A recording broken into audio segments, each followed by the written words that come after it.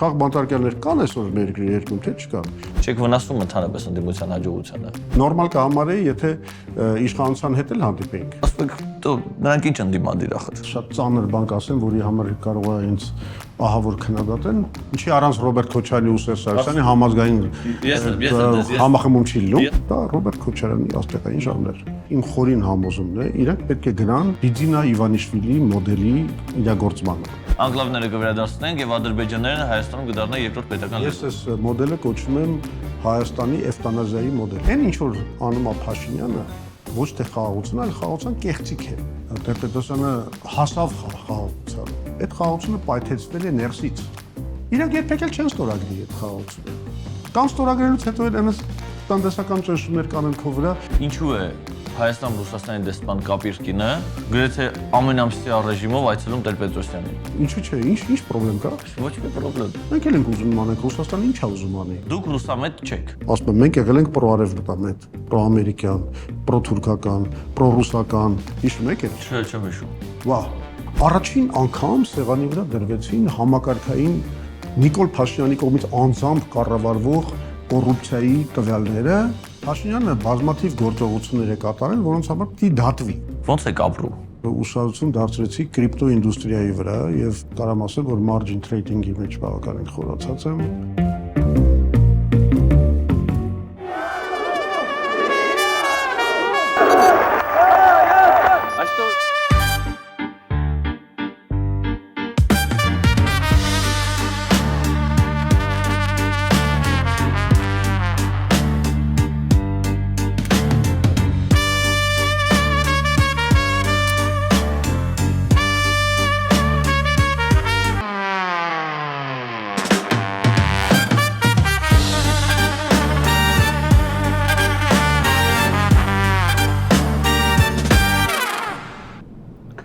Հունվարի 16-ին հանդիպել եք Դաշնակցության ներկայացուցիչների հետ։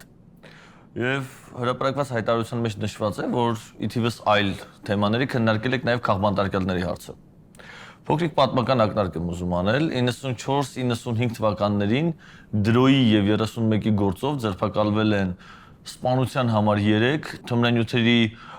ապօրինի շրջանառության համար 8 դաշնակցականներ։ Դաշնակցությունը հետագա ողջ ընթացքում դա որակել է որպես քաղաքական հետապնդում եւ ձերբակալվածներին քաղբանտարկյալներ։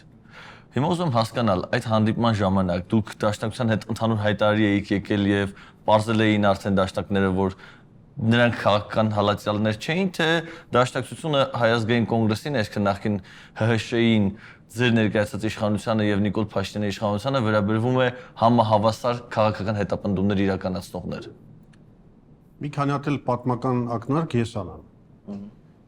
Մեկը այն է, որ 1997 թվականին շատ լուրջ բանակցություններ գնացին Դաշնակցության ղեկավարության հետ,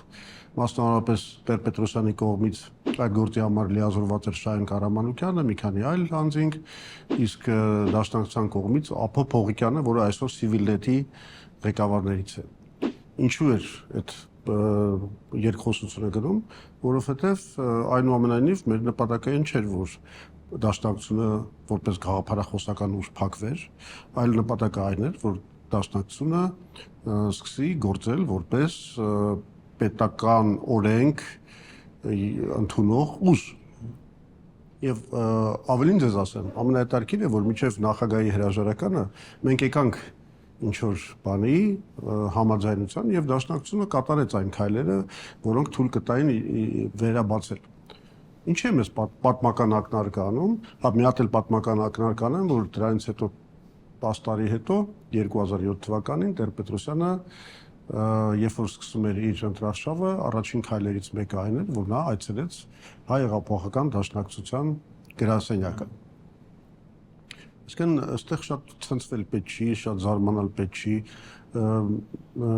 կարող են տարբեր հակասություններ լինեն, կարող են տարբեր մեղադրանքներ լինեն, բայց քաղաքական ուժերը պետք է պահպանեն հնարավորություն իրար հետ խոսելու։ Ցանկացած քաղաքական ուժի հետ կարելի է խոսել եւ լուրջ ուժերը ասեմ պարտն է նրանց խոսել։ Դուք կարողանաս դիրքորոշումները փոխանակես, տեղեկություններ փոխանակես, ինչքան դու ավելի լավ ես, թեկուզ եթե հակառակորդի հետ ես խոսում, ինչքան ավելի լավ ես տիրապետում տեղեկությունների, այնքան ավելի adekvat քաղաքական ուժ ես։ Եվ այդ առումով եւ Դաշնակցությունը եւ մենք կատարում ենք այդ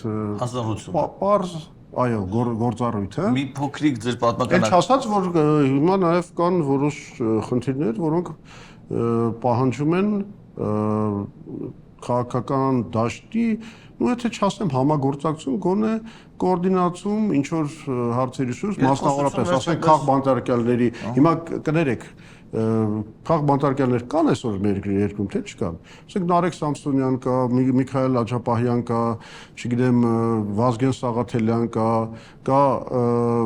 Սամվել Կարապետյան, բոլորը այսօր բանտում նստած են ընդամենը անմեղ ինչ որ արտահայտությունների համար։ Մեկը ասել է մեր ձևով, մեկը մի քիչ կարող է ավելի քիչ նեյտրալ արտահայտություն ասել է հետույք բառն օգտագործել, ասենք երրորդը չգիտեմ ասել է բանը մի գեներալ չգտնվեց հեղաշրջում կա բանալի եւ այս արտահայտությունների պատճառով այսօր մարդիկ են նստած բանտերում։ Հիմա մենք ինչա նստենք եւ համարենք դա ամեն մեկի առանձին գործ, եթե կան քաղբանտարկյալներ եւ կան ուժեր, որոնք պատրաստ են այս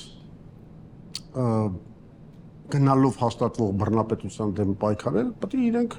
հանդիպեն, խոսեն, հասկանան իրար, դա էլ անում ենք։ Ձեր պատմական ակնարկի մասով մի դիտարկում ունեմ։ Դուք խոսում եք, որովհետև ձեր ասած ակնարկի բովանդակությունը եղել է ոչ թե զրույց Դաշնակցության հետ ձերբակալված անձանց վերաբերյալ, այլ եղել է Դաշնակցության կասեցման գործով, որովհետև Դաշնակցությունը կասեցվեց 6 ամսով գործունեությունը Դաշնակցության, որովհետև ունեցել են կոնֆլիկտ։ Բայց ես խոսում եի ձերբակալվածների մասին, ոչ թե Դաշնակցության կասեցման։ Չէ, հասկացա։ Որոնցից ոմանք նույնիսկ Պետրոսյանի իշխանությունից հետո շարունակել են։ Մինչև հիմա կան մարդիկ նստած բանտում, չէ՞։ Նույն դրոյի գործը։ Ինչի՞, որովհետև այդ գործը հիմա Դաշնակցությունը նրանց համարում էր քաղբանտարկյալներ։ Մինչև հիմա համարում է քաղբանտարկյալներ, թե ոչ։ Այդ հարցը ինձ պիտակ։ Զրույցի ժամանակ քաղբանտարկյալներից եք խոսել արդյոք նրանց թեման արտադրել։ Արկա այսօրվա քաղբանտարկյալներ։ Միայն այս իշխանության ժամանակ քաղբանտարկյալի կարգավիճակ տեսել ենք մեր ամբողջ դարդերի մունատների պատմությունը քննարկել ենք, դա սխալվում եք, եթե մտածել եք, որ այդպես է։ Շարունակելով Դաշնակցության հետ հանդիպման թեման եւ մնացած կուսակցությունների ձեր երկխոսության թեման, դուք կարծես բացեք բոլոր ընդդիմադիր թիմերի հետ համագործակցության համար, ովքեր կիսում են ձեր նպատակները եւ այլն, եւ ուզում եմ ճշտել, այդ ընդդիմադիր թիմերի ցանկում են արդյոք Լուսավոր Հայաստան, Բարգավաճ Հայաստան եւ Դաշնակցություն կուսակցությունները, որոնց հետ հավանական կոալիցիա պատկերացնում եք, թե ոչ։ Ու կոալիցիաների հարցը մի քիչ ավելի բանա, խորը գնացող հարց է, որը կարելի է քննարկել, բայց որ կարող ենք բան անել, հանդիպել վերլուծել միասնաբար ստեղծված քաղաքական իրավիճակը, ասել թե ամեն մեկը ինչ ծրագիր ունի ու մենք այդ ծրագրերի իրագործման հարցում արդյոք կարող ենք իրար օգնել կամ չխանգարել բան, այդ բաները շատ սովորական բաներ են։ Այսինքն դիտարկում են, որ ընդդիմադիր։ Ես անգամ չզարմանաք, ասենք նորմալ կհամարեի, եթե իշխանության հետ էլ հանդիպեինք։ Այսինքն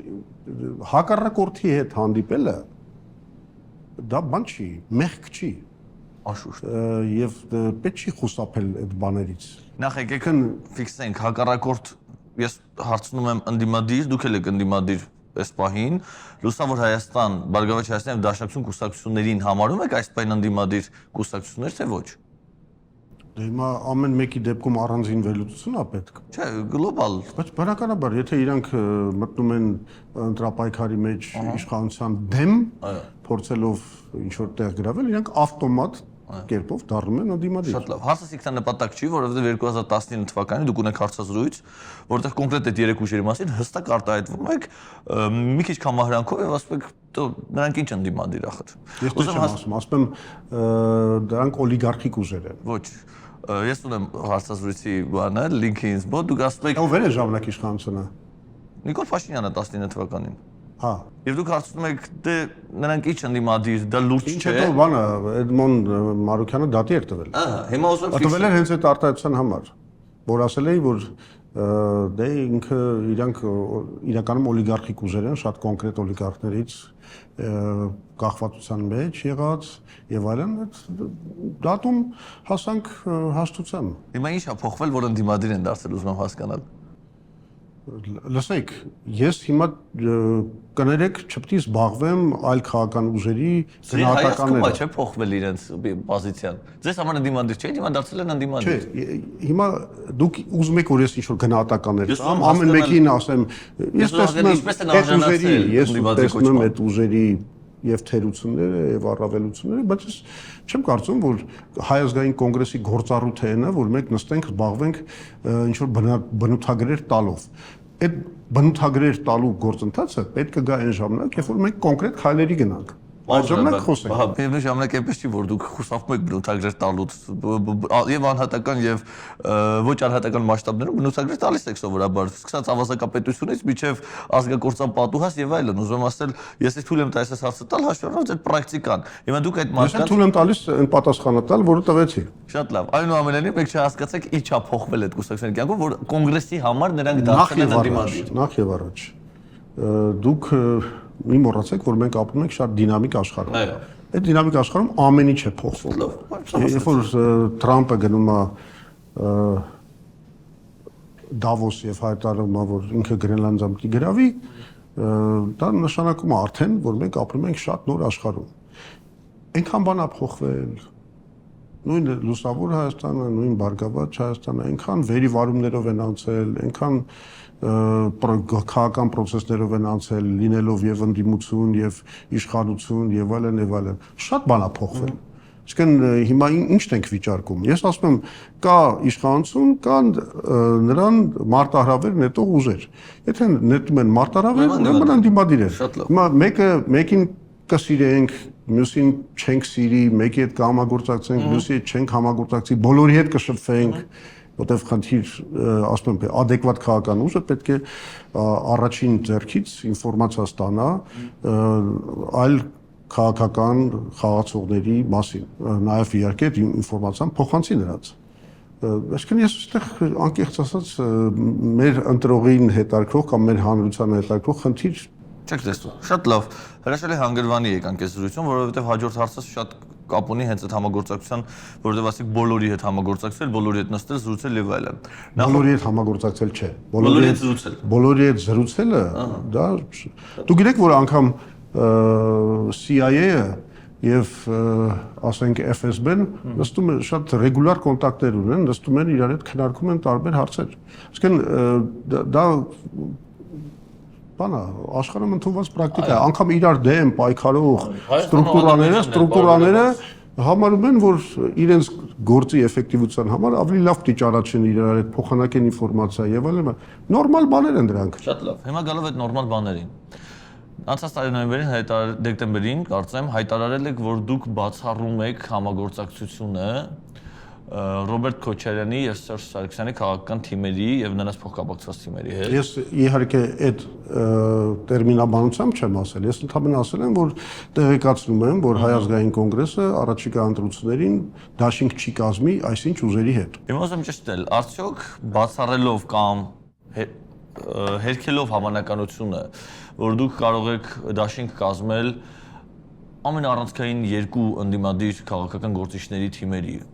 նույնն է թե ազգային ժողովում ամբողջ ընդդիմության, որովհետև միայն այդ երկու թիմերն ունեն ընդդիմություն ազգային ժողովում,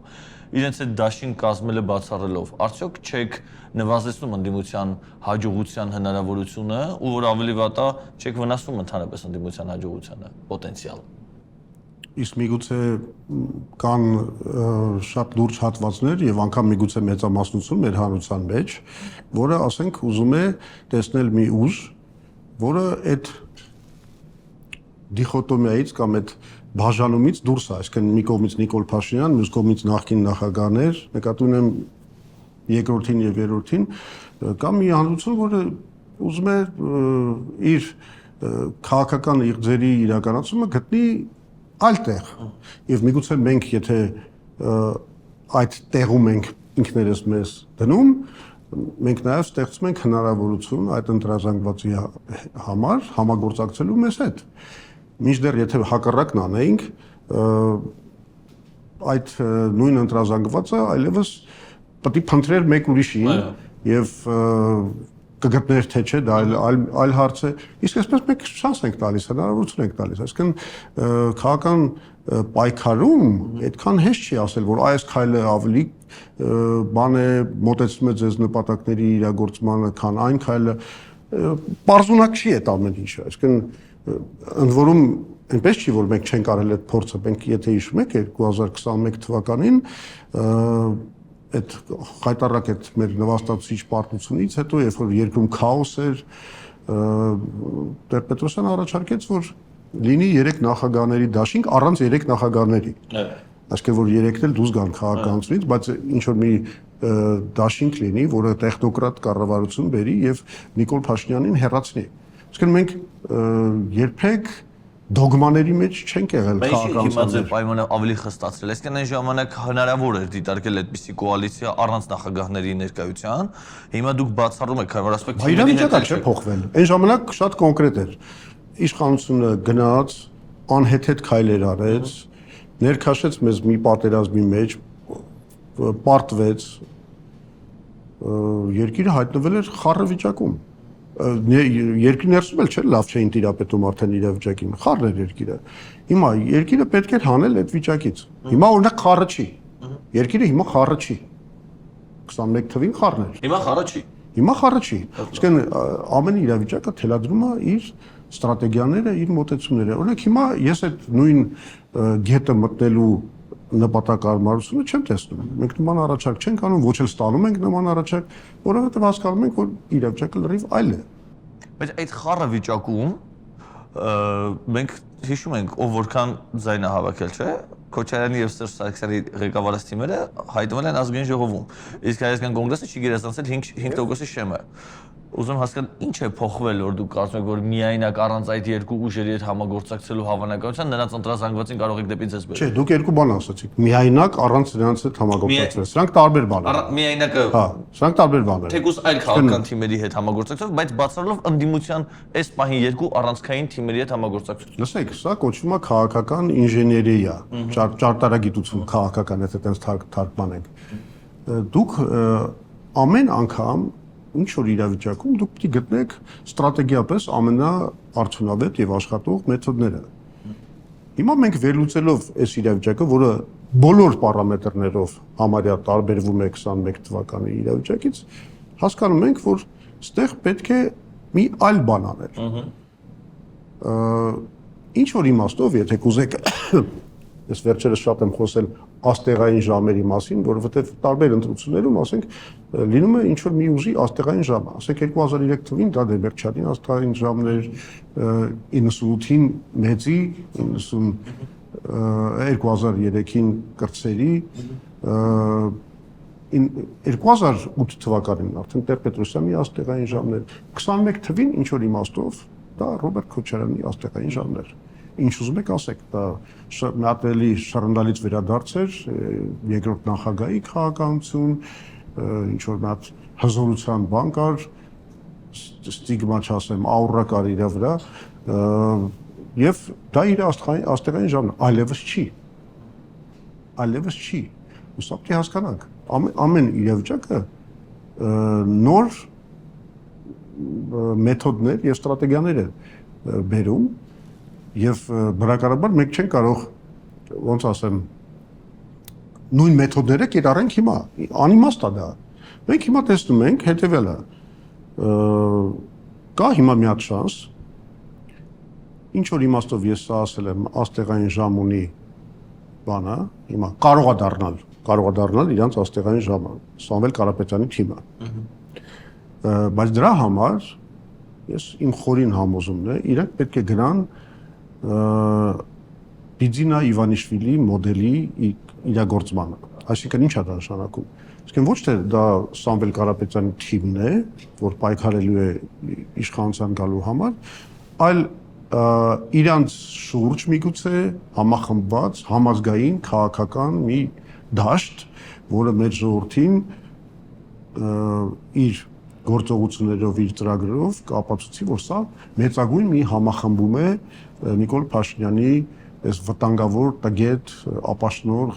կառավարությունից ազատվելու համար։ Հիմա, եթե իրանք կարողանալու են դա անել, ես կարծում եմ մենք ունենք շատ լուրջ ստրատեգիա։ Մենք էլ հաճույքով կարող ենք օգնել այդ գործին։ Բայց մյուս կողմից մենք չենք կարող ապավինել որևէ քաղաքական ուժի հեռատեսության կամ ճիշտ որոշումների ընդունման վրա։ Այսինքն մարդիկ կարող են նաև սխալվել։ Հետևաբար մենք չենք կարող մեր ստրատեգիան կառուցել ելնելով նրանից, որ այն մարդիկ ումից մենք սպասելիք ունեն, անելու են այն, ինչ որ մենք սպասում ենք։ Միաժամանակ նկատի ունեք, որ եթե օրինակ Սամվել Կարապետյանի թիմը որոշի միանալ Ռոբերտ Քոչարյանի թիմին, դուք կբացառեք ձեր միանալը այդ թիմին։ Դա կարող է լիքա, չէ, իրենք կարող են առանձին էլ գնալ, չգնան այդ համազգային քաղաքական միավորման մոդելով։ Այսինքն ուղղակի մենակ գնան։ Ասեն որ մենք մենակ գնում ենք միանան այնպեսի թիմի, որի ժամանակ միանան կամ ասում մենակ գնան, չէ, ես ավելի կարծում եմ հավանական է ոչ թե որ իրանք կմիանան ինչ որ մի թիմի, ավելի հավանական է ընտրությունը այս երկու մոդելի միջև, կամ իրանք գնում են առանձին, այսինքն այդ ֆիշկան դնելով, որ իրանք տնտեսական գործիչներ են, իսկ քաղաքական գործիչները ամեն ինչ փչացնում են, իսկ տնտեսական գործիչները ամեն ինչ կարող են սարքել, կամ այս մոդելով կգնան, որը իմ կարծիքով բավականին սահմանափակ արդյունք նրանց համար կապահովի եւ անգամ պոտենցիալ ունի, որ այդ աստեղային ժամը քանդի հնարավոր։ Կամ կգնան ազգային համախմբման մոդելով, քաղաքական իրենց շուրջը մի քաղաքական ֆրոնտ կստեղծեն, որը ժողովրդի կողմից կընկալվի որպես լուրջ համազգային համախմբված համազգային շարժում։ Այս երկու մոդելն է ըստ էության լինելու։ Այս երկու հարցի առաջ են կանգնած։ Հիմա մեր ստրատեգիան հետևելն է այս իրավիճակում։ Եթե գնում ենք համախմբման, գնում ենք համախմբման։ Եթե չենք գնում համախմբման ու դրա, ասած ասեմ, խնդիրը ստեղծողը մենք չենք լինի, մենք այդ դեպքում մենք այլ բան չենք բնում, մենք ունենք ընդրազանգված, մենք ունենք մեր ծրագրերը, մենք ունենք շատ լուրջ բան, ոչ թե այլընտրանքային, այլ միակ իրատեսական ծրագիրը խաղաղություն հաստատելու Հայաստանում, որտեղ մենք միշտ եղել ենք խաղաղության կողմնակիցը, մենք այդ չենք կարող անտեր թողել մեր ընդրազանգվածին, մեր այդ ծրագրերը, ուրեմն մենք պետք է գնանք առանցին ձեր մեր գնանք մեր հայ ազգային կոնգրեսի շրջանակներով, իհարկե, այդտեղ կարող են լինել այսպիսի լուծումներ, որ օրինակի համար մենք ստեղծում ենք դե ֆակտո դաշինք կոնգրեսի ցուցակով։ Այդ լուծումը հնարավոր է, բայց ուզում եմ ասեմ, մենք շատ լուրջ տեսլական ունենք, թե այս երկիրը ոնց պիտի թարազուի բերենք, ոնց պիտի կառուցենք, ոնց պիտի խաղաղություն անենք, ոնց պիտի բարեկեցությունը կառուցենք։ Դուք ասում եք, որ մեր ձևով շարժումը ունի երկու հնարավոր տարբերակ, մեկը միայնակ գնալը, որ պակաս հավանական է, եւ երկրորդը համազգային համախմբում։ Մի կողմից դուք այդ տարբերակը համարում եք ավելի շահեկան եւ ավելի հավանական, մյուս կողմից բացառելով ձեր եւ Ռոբերտ Քոչարյանի ու Սերժ Սարգսյանի թիմերի հետ հնարավոր համագործակցությունը, կոպիտ ասած խոչընդոտ եք ստեղծում այդ համազգային համախմբման, որովհետև օրինակ պատկերացնենք մի սցենար։ Ինչի առանց Ռոբերտ Քոչարյանի ու Սերժ Սարգսյանի համազգային համախմբում չի լինում։ Ես հիմա դա եմ հարցում։ Պատկերացնենք մի սցենար, որտեղ մեր ձևով շարժումը իր համազգային համախմբման մեջ տեսնում է նաև այն ընտրազանգվածին, ովքեր ուզում են ընտրել Ռոբերտ Քոչարյանի կամ Սերժ Սարգսյանի թիմերին եւ հրավիրում է Ռոբերտ Քոչարյանի եւ Սերժ Սարգսյանի թիմերին միանալու համազգային համախմբմանը։ Այդ պարագայում դուք կմիանաք համազգային համախմբմանը, թե ձեր այն պայմանը, որ դուք նրանց հետ չեք համագործակցելու, կմնա ուժի մեջ։ Ես կարծում եմ, այս հարցը իրականում բան չի, ճիշտ հարց չի, ինչի։ Որովհետեւ իրանք հենց իրանց թիմը, Սամվել Կարապետյանց թիմը ինքն էլ է, իրանք շատ կոնկրետ բացառել են համագործակցություն երկրորդ եւ երրորդ նախագահի թիմերի հետ։ Մի քանի անգամ դա կրկնել են։ Ինչ եք կարծում, սա պատահականություն է։ Ես կարծում եմ, սա պատահականություն չի։ Սա նույն սթափ հաշվարկն է, որ այդ արդյոք այդ համագործակցությունը իրենց օգնելու է կամ այդ շարժմանը օգնելու է, թե ոչ։ Այսինքն իրանք եկել են նույն եզրակացությունների, ինչ որ մենք, որը մի քիչ ավելի հիմնավորված է դարձնում այդ եզրակացությունը։ Այդ դեպքում այստեղ պետք է հասկանալ դաշնակցության ճակատագիրը, որովհետև Դաշնակցությունը գնում է Քոչարյանի հետ։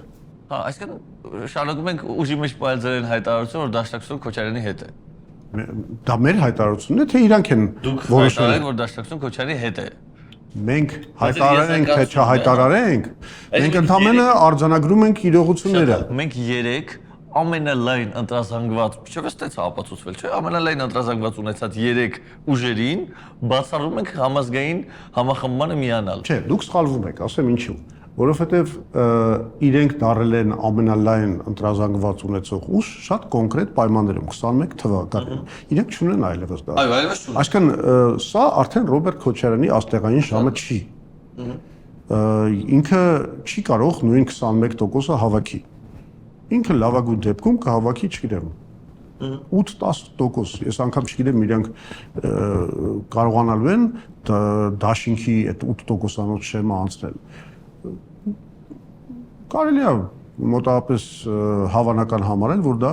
կկարողանան անել, բայց սա Ռոբերտ Քոչարյանի աստեղային ժամը այլևս չի եւ գիտեք շատ մի հատ լուրջ ընտրական էֆեկտ կա, երբ որ նախկին նախագահ երկար դադարից հետո շռնդալից մտնում է քաղաքականության մեջ։ Այդ էֆեկտը դեր խաղաց Կարեն Դեմիրճյանի դեպքում, ինքը նախագահ չի եղել, ինքը եղել է առաջին քարտուղար Հայաստանի ղեկավար։ Շատ շռնդալից մտավ եւ դա շատ լուրջ էֆեկտ ունեցավ։ Նույն էֆեկտը խաղաց, երբ որ Տեր-Պետրոսյանը մտավ 2008 թվականին եւ նույն էֆեկտը կարող է մի քիչ ավելի թույլ դեր կատարեց, երբ որ երկրորդ նախագահը մտավ 21 թվականին։ Հիմա այդ էֆեկտները սպառված են։ Այսինքն այդ փամփուշտները կրակած են։ Դրա համար ես ասում եմ, իրենք ունենալու են մոտավորապես այս արդյունքը։ Ժողովուրդը, ինչ ասեմ, նույն գետի մեջ, ոչ միայն մենք, ժողովուրդն էլ նույն գետի մեջ երկու անգամ չի ցանկանում մտնել։ Ժողովրդին պետք է նոր լուծումներ։ Հասկանում եք, հիմա կասեք, բա դուք ինչ նոր լուծում եք առաջարկում, չէ՞։ Որպես Հայ ազգային կոնգրես։ Ասենք, եթե մենք գնում ենք մենակ։ 2021 թվականին կակրած մենակ էիք։ Եվ ձեր առաջին համարը, այսինքն ցուցակը գլխավորում էր առաջին նախագահ Լևոն Տեր-Պետրոսյանը։ Մի շահեկան հանգամանք եւ երկրորդ շահեկան հանգամանքը այն էր, որ ընդամենը 1 տարի առաջ գրեթե ճշգրտորեն տեղի էր ունեցել Տեր-Պետրոսյանի 2 տասնամյակ տևած կանխատեսումները պատերազմի, պարտության եւ այլնի վերաբերյալ։ Բայց նույնիսկ այդ պարագայում դուք հավաքեցիք 19600 կարծեմ, այսինքն 1.5% ձայն։ Հիմա երբ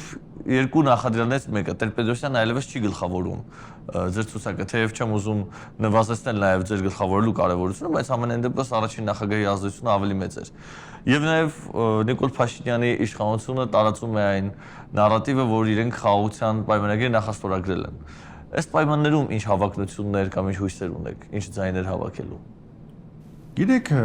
մի հատ բան կա, ես հիմա մի հատ շատ ծանր բան կասեմ, որի համար կարող է ինձ ահավոր քննադատեն, այնուամենայնիվ 21 թվականին մենք, այսպես ասեմ, ներկայացրեցինք ընտրական հայտ, բայց չենք ներկայացրել իշխանության հայտ։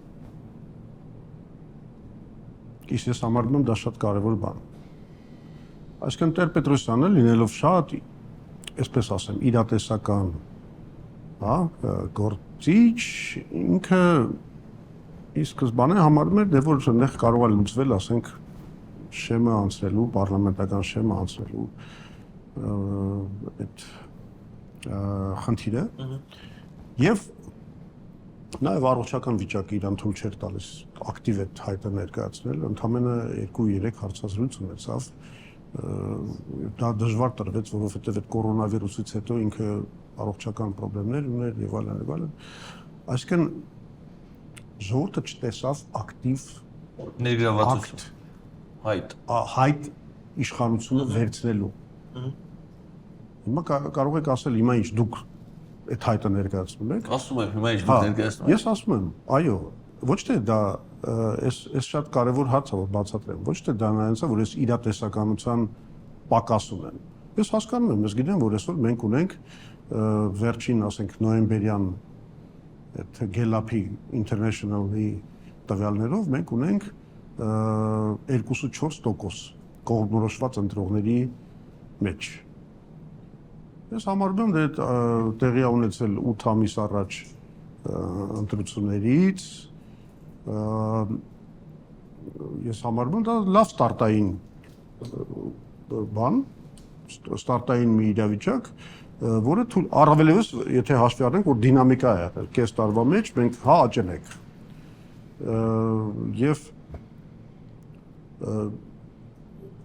Եվ քանի որ այս ստարտային բանը կա, սա ցույց է տալիս, որ հա մենք հիմա մոտ ենք ընդամենը շեմը անցնելու այդ խնդրի լուծմանը։ Բայց ես կարծում եմ, որ բոլոր հաջողությունները տեղի են ունենում, երբ որ դու քո վրա վերցնում ես առաջատարի դերը, երբ որ դու ասում ես, որ եղբայր, հա, ունենք ասենք 2.4% կամ չգիտեմ ինչքան, բայց մենք ունենք լուրջ ծրագիր, մենք ունենք լուրջ թիմ, մենք ունենք պատրաստակամություն երկրի կառավարումը վերցնենք մեր վրա։ Եթե դու դա չես ասում, ինչ որ մի խնդիր ազգում ժողովուրդը քո բանի հետ, քո հայտի մեջ, հա, իսկ մենք կներեք, ես շատ անկեղծ եմ։ Շատ կուզեի միավորումը կայանա, բայց եթե միավորումը չի կայանում, ես բացարձակապես լավատեսությունս չեմ կորցնում, համարում եմ, որ մենք կարանք կռիվ տանք։ Եվ ով ասեց, որ ընտրությունների արդյունքները որոշվում են ընտրություններից 8 ամիս առաջ կամ 6 ամիս առաջ։ Այնուամենայնիվ,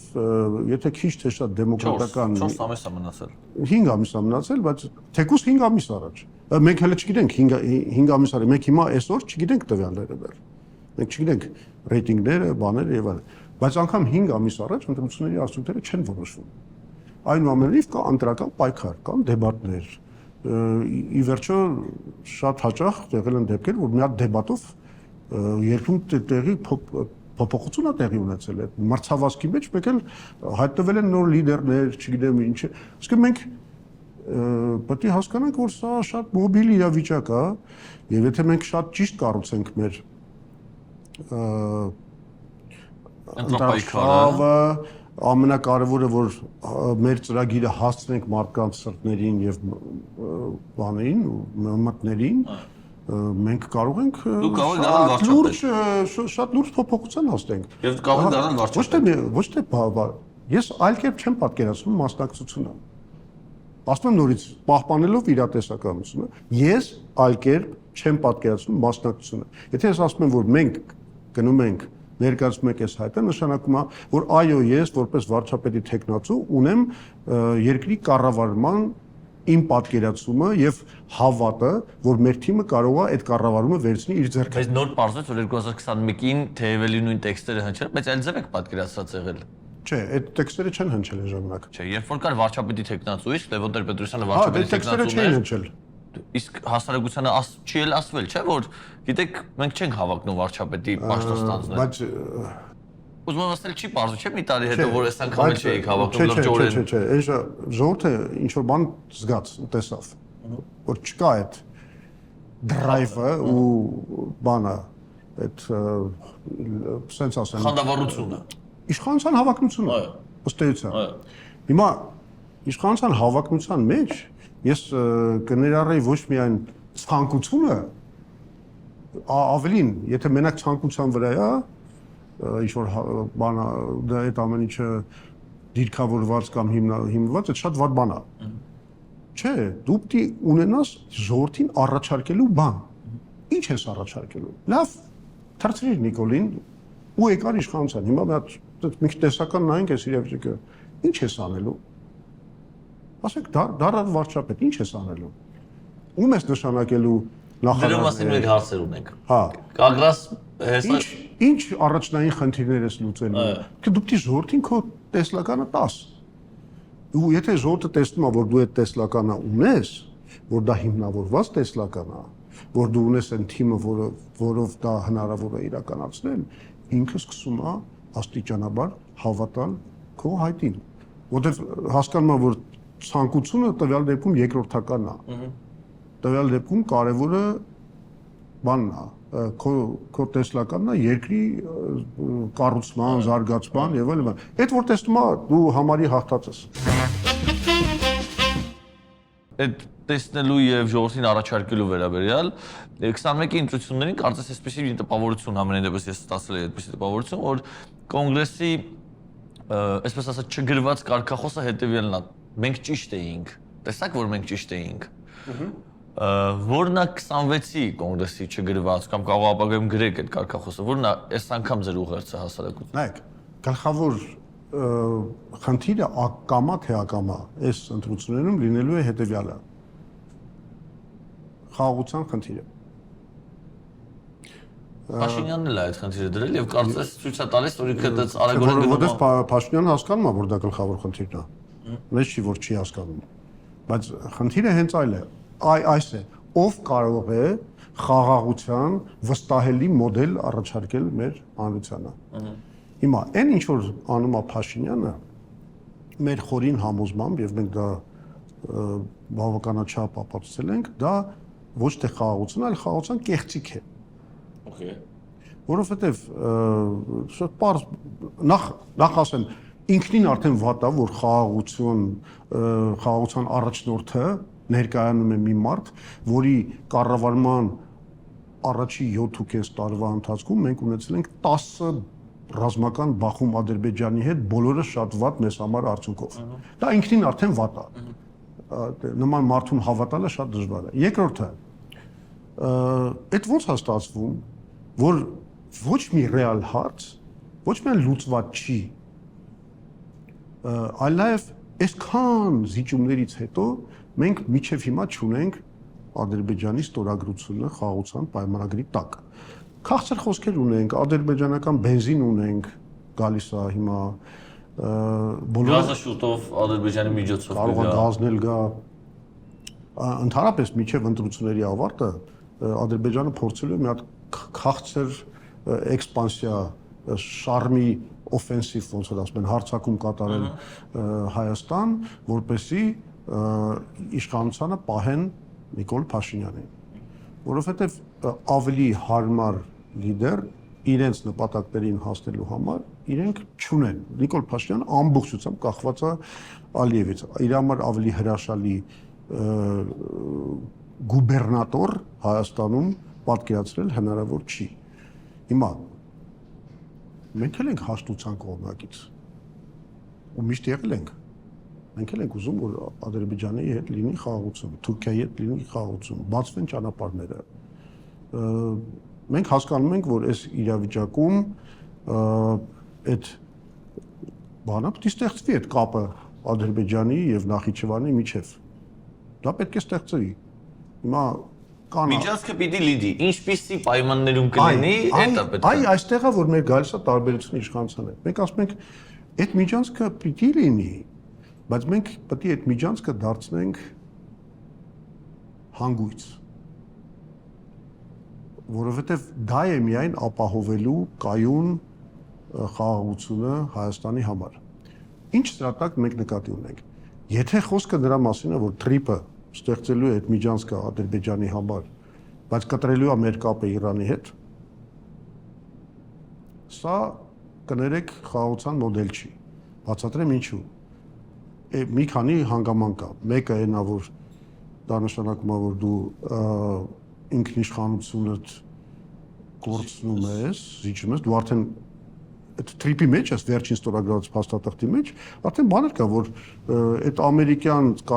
Ամերիկայի կողմից կառավարվող 74%-ով կառավարվող ընկերությունը ստանում է բացառիկ իրավունքներ, ինչ որ բան պլանավորելու, գծելու, կառուցելու եւ այլն այն տարածքի վրա, որը դառնում է Թրիպի տարածք։ Հիմա եթե դա այդպես է, դա նշանակում է, որ այդ ընկերությունը կարող է ասենք որոշի, որ մենք չենք կարող երկաթուղի կառուցել կապող Հայաստանը Իրանի հետ։ Մինչդեռ դա մեզ օդի պես պետք է այդ երկաթուղին։ Ինչու է պետք։ Ինչու է պետք։ Որովհետև եթե իրականացնում մենակ Թրիպը, Մեր բոլոր ստրատեգիական կոմունիկացիաները կախված են լինելու Ադրբեջանից, այսինքն Ադրբեջանը տնտեսական լրջագույն գործիքներ ու ճնշման ազդեցության գործիքներ է ունենալու, պարտադրելու մեր վրա պարտադրելու համար եւ տնտեսական զիջումներ եւ քաղաքական զիջումներ։ Իսկ իրեք ինչքան հարց կա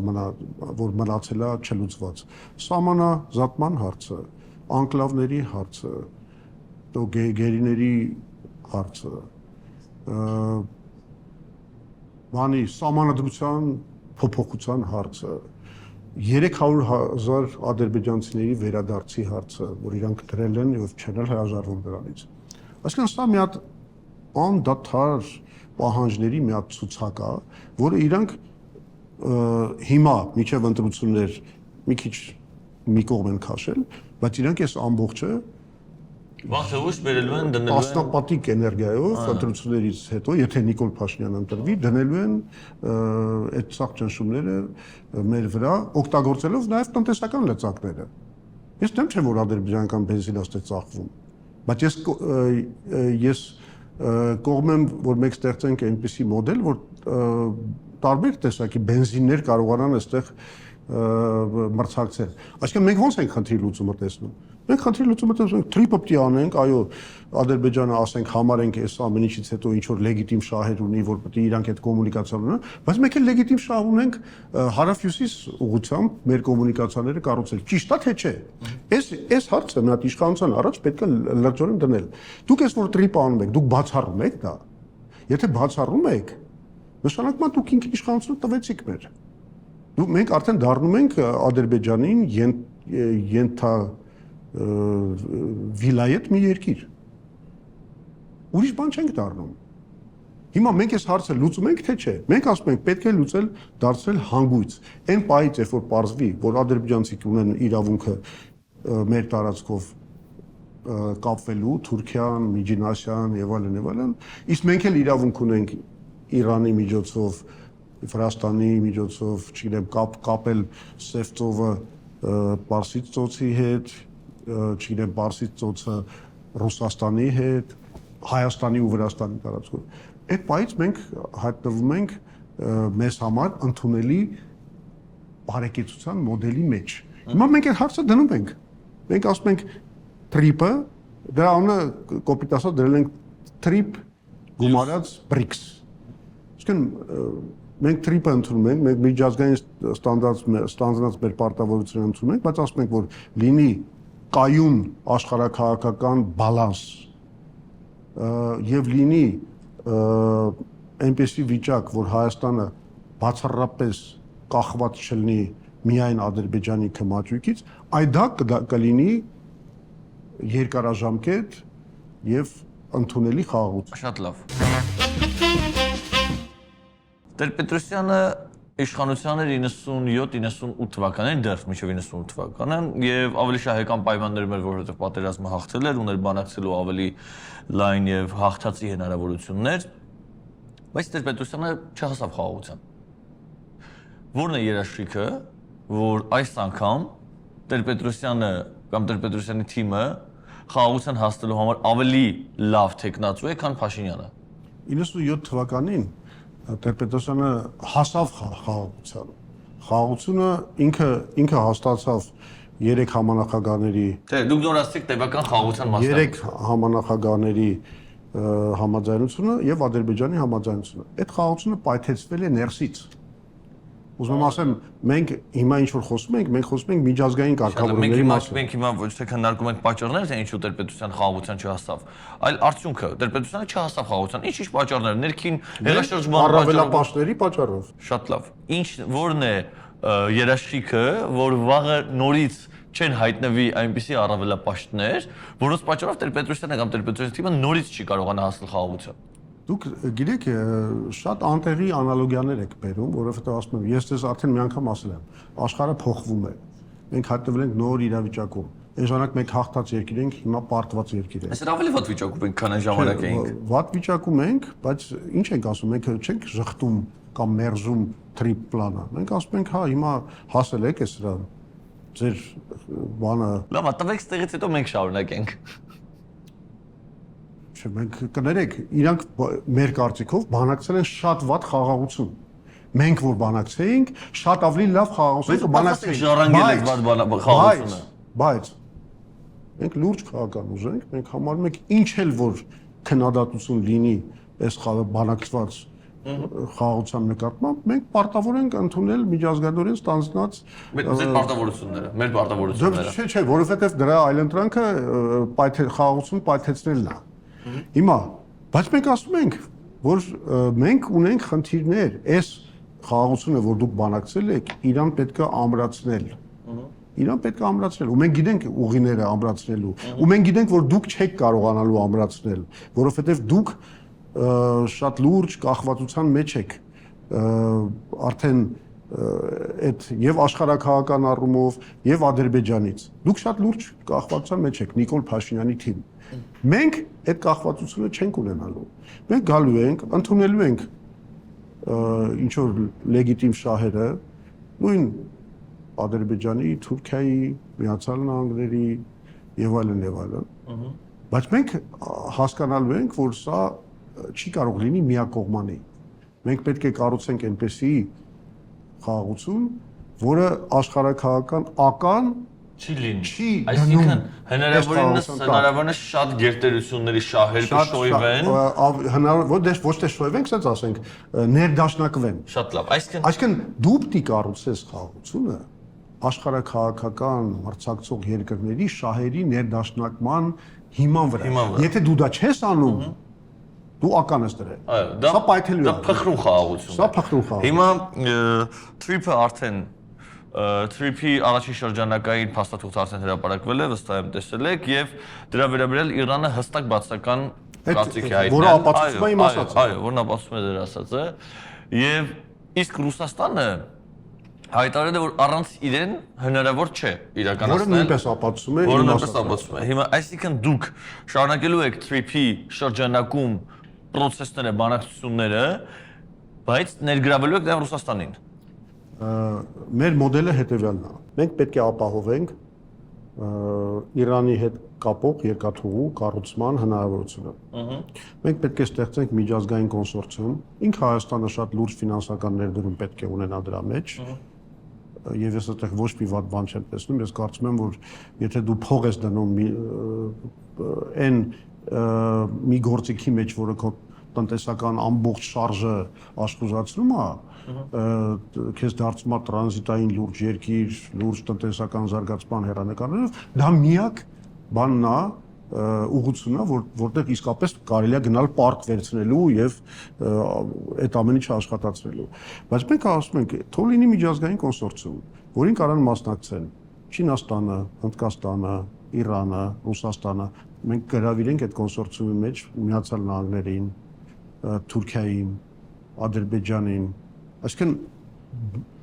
դա պետք է դառնա Հայաստանի դարի գործարքը։ Եվ ում կտակ այդ ընկերությունը, որ հիմա տրված է ամերիկյան ընկերություն, ում կտակ Trip-ի ճանապարհի Trip-ը կարող ենք պահել առանձին, բայց դրան ոնց որ հիմա բանը արված է, հա, բայց որը շատ վատ է իդեպ, որտեվ երբ որ դու 50 տարով 74% տալիս ես օտար պետության, դա նշանակում է դու արդեն իշխանությունդ սահմանափակեցիր։ Բայց ավելի դաժան սահմանափակում իշխանության կայանում է նրա մեջ, որ դու ասես, որ այս տարածքում բացառիկ իրավունք ունի այս ընկերությունը ինչ որ բան սարքելու։ Այդ պետք է փոխվի։ Այսինքն մենք պետք է ապահովենք Հայաստանի կառավարության կարողությունը սեփական տարածքում լինի դա Trip-ի տարածք։ Բայց դրանով նվազեցնում ենք Trip-ի շահութաբերությունը Trip-ի համար։ Ինչի՞։ Ո՞նց եք նվազում։ Որովհետև բացառիկ իրավունքները, то есть արտոնյալի կարգավիճակը ավելի շահեկան է ամերիկացիների համար, քան երբ որ այդ ճանապարհից լինելու է մի քանի հատ։ Շատ լավ։ Հիմա իսկ ինչ կներեք, մենք պետք է զբաղվենք մենակ ամերիկացիների համար շահութաբերությամբ ապահովմամբ։ Ունեմ գայթակղությունը, որի դիմաց միջազգային ներդրում պիտի արվի, այդտեղ փոքրանում է։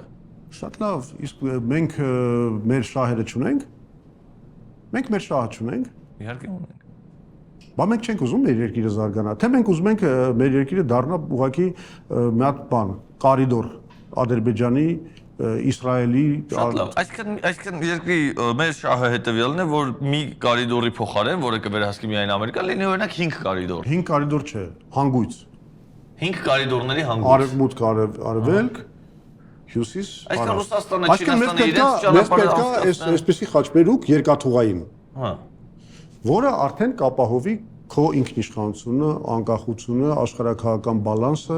քո երկրի զարգացումը, որտեվ հիմա նայ, էլեմենտար հարցն է, անգամ մեր ներքին կապվածության առումով մենք չենք կարող բանից այդ Երևանից մեր տարածքով երկաթուղով գնանք Մեղրի հասնենք։ Ինչի՞։ Ասենք մենակ այդ հարցն եմ դրում։ Ինչ մենք էլի անգամ մեր երկրում այդ բանը երկաթուղով մեր երկրի հետ կապը ապահովելու մենք գիտենք Նախիջևանով, այսինքն մենք էլի կախված ենք Ադրբեջանից, որտեղ չկան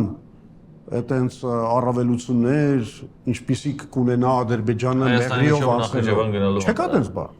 բացարձակապես։ Այսինքն սա էլեմենտար բաներ են, որտեղ մենք ասում ենք, ես նայ, բանալին է սա, մենք ասում ենք դուք ունեք լեգիտիմ շահեր, դուք եք չէ ուզեցել, կոմունիկացիան եք ուզեցել ստեղծել։ Ստեղծում ենք, բայց մենք էլ մեր կոմունիկացիան իրավունք ունենք ստեղծելու։ Եթե դու ասում ես դու իրավունք ունես կոմունիկացիա ստեղծելու, իսկ ես իրավունք չունեմ, սա նշանակում է դու անկախությունդ կորցրիր։ Եվ կարծում եք, որ Ամերիկան եւ Ադրբեջանը լիովին սոլիդար են մտքի հետ, որ իրենք ուզում են ստեղծել իրենց կոմունիկացիան բացառիկ իրավունքով եւ շատ լավ, դուք ստեղծեք ձեր։ Իհարկե իրանք չեն ուզի որ տենց էլ։ Իհարկե Ադրբեջանը կուզի Հայաստանին պահել մշտական կախվածության մեջ։ Իսկ մենք ուզում ենք լինել մշտական կախվածության, բայց ինչ ենք ասում։ Ասում ենք որ քանի որ մեզ ջարդել են, բան են արել, հա, այս Ադրբեջանից մշտական կախվածության բանը մոդելը դառնում է միակ հնարավոր մոդելը, հա։ Չէ, եթե դուք առաջարկում եք երկրորդ մոդել, ինչը ենթադրենք շատ ավելի շահեկան է հայ ժողովրդի համար եւ Հայաստանի, ապա երկրորդ մոդելի իրացման ճանապարհն եմ ուզում հասկանալ։ Երկրորդ մոդելի իրացման ճանապարհը դա շատ լուրջ բանակցություններ են միջազգային կոալիցիայի հետ։ Ի վերջո կներեք Ամերիկայով, Իսրայելով, Թուրքիայով ու Ադրբեջանով աշխարհը չի ավարտվում։ Դա շատ լուրջ երկրներ են, որոնց շահերը մենք պետք է անպայմանորեն հաշվի առնենք եւ ունենանք շատ լավ հարաբերություններ իրանց հետ, նաեւ Եվրոպական միության հետ, բայց դրանով աշխարհը չի ավարտվում։ Ավելին, այդ աշխարհը, որը դրանով չի ավարտվում, ինքը մեզ շատ մոտ է ու ինքը ունի շատ լուրջ շահեր։ Այդտեղ շատ լուրջ շահեր ասեցի ունի Հնդկաստանը, Չինաստանը, Սաուդյան Արաբիան եւ Արաբական միացյալ բաները, Էմիրատները, որոնք իրականում կարող են նաեւ դառնալ գլխավոր լոկոմոտիվը ֆինանսական այս պրոյեկտի կառուցման։ Այսինքն դու ընդհանրապես ասում եմ անցնում ես ուրիշ մոդելի։ Նախ դու միացնում ես քո շահերի սպասարկումը աշխարհակահաղական բալանսի ստեղծման հետ։ Այսպես, այս միակողմանի լուծման դեպքում մենք դատապարտված ենք մշտապես զիջել Ադրբեջանին ցանկացած իրենց առաջացրած պահանջի դեպքում։ Իրանք երբեք էլ չեն ստորագրի այդ խաղաղությունը։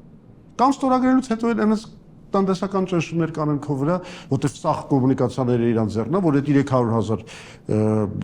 ադրբեջանցիներ էլ կստիպեն վերադարձնես, ադրբեջաներն Հայաստանում պետական լեզու դարձնես, չգիտեմ, անկլավները բոլորը վերադարձնեն։ Այսինքն Փաշինյանի իշխանության շարունակության դեպքում դուք տեսնում եք հետեւյալը, 300,000 ադրբեջանցիներ կվերադառնան Հայաստան, անկլավները կվերադարձնեն եւ ադրբեջաներն Հայաստանում կդառնան երկրորդ պետական լեզու։ Ես այս մոդելը կոչում եմ Հայաստանի էվտանազիայի մոդել։ Շատ լավ։ Այսինքն բանը Նիկոլ Փաշինյանը ընդհանրապես ասում է եկեք Հայաստանը մերձենք, բայց շատ հաճելի ձևով։ Այսինքն մարդիկ իրավունք կունենան, ծախեն իրենց տները, գնան այստեղից։ Այսինքն անհատները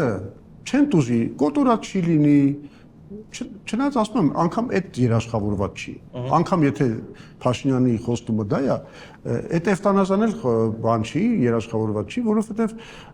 ինչ որ պահի կներեք Ադրբեջանին ոչ մի պահ, ասենք կարողանես մի հատ աշխարհակահաղական իրավիճակ ստեղծել, որտեղ Ադրբեջանը ասում է, օրինակ, եթե այս իրանական խնդիրները, հա, զարգանան, Իրանում ինչ որ պատյուն լինի, տարբեր պետությունների բանանի, Ադրբեջանը շատ հանգիստ կարող ասի, նոր վիճակ է, մենք մեր Նախիջևանի ժողովրդի անվտանգությունը պետք է ապահովենք, մենք ստիպված ենք գրավել բանը, ու դու կարծում եք ամերիկացի գրավել Զանգեզուրը դու կարծում եք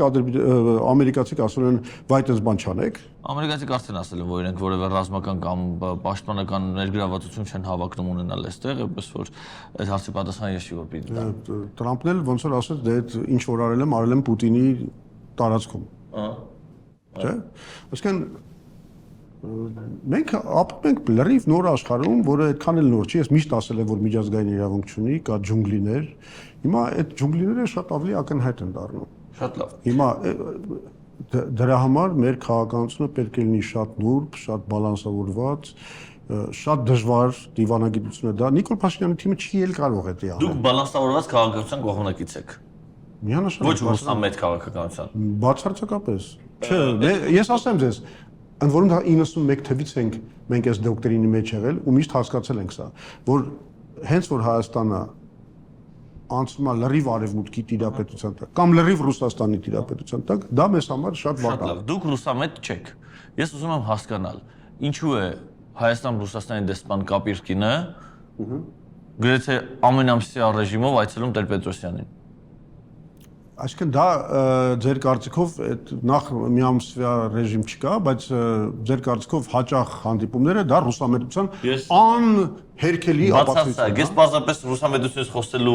պահին հիշեցի նաև այդ այցերի մասին, եւ դրա համար ուզում եմ հարցնել։ Դուք հասկանում եք, որ դա շատ մակերեսային գնահատական կլինի, նման Ես նման գնահատական չեմ։ Առավել էս որ այդ ընթացքում էլ մի հատ էլ Ֆրանսիայի դեսպանի հետ հանդիպում եւ կներեք շատ ուրիշ հանդիպումներ լինում են, դրանց մասին չի խոսվում։ Ինչու՞։ Որովհետև լինում է համատեղ պայմանավորվածություն։ Շատ լավ, Կապիրկինի հետ հանդիպումը հրապարակային է, եւ միշտ հրապարակվում է, որ գրեթե միշտ երբ որ հրապարակվում։ Գիտեք, որ միշտ ենք հրապարակել։